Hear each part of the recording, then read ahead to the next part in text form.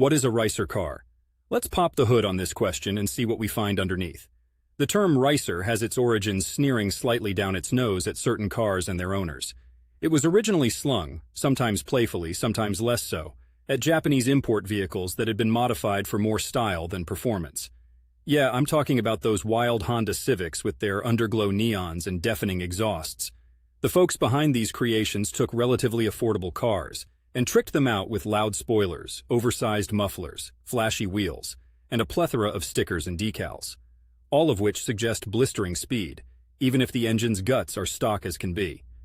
In the vein of high school popularity contests, these cars were posers, the ones who talked a big game but couldn't quite sprint with the jocks in the drag races. The ricer culture isn't just about appearances over substance, though. It's also a statement, a rebellion of sorts.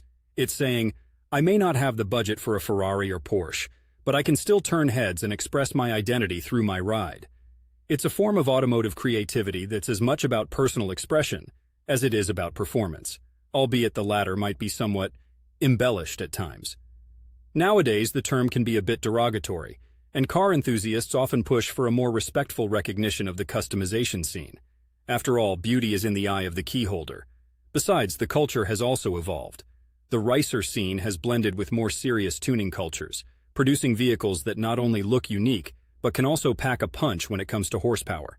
Toyota Supra. It's like the alternative music scene here in Portland, Oregon. Initially, people might have snubbed their noses at the gritty indie bands playing in basement venues, but as tastes evolved, those very same bands began to define a whole genre. In the car world, the Supra and the Skyline have vaulted out of ricer territory into some serious Fast and Furious lore. They're like the Nirvana and Pearl Jam of cars. What started as counterculture now drives in the fast lane of mainstream appreciation. Long story short, a ricer car is the rebellious teen of automobiles, the punk rocker that might not hold all the power but certainly grabs attention. Whether you love them or hate them, they're a colorful part of car culture.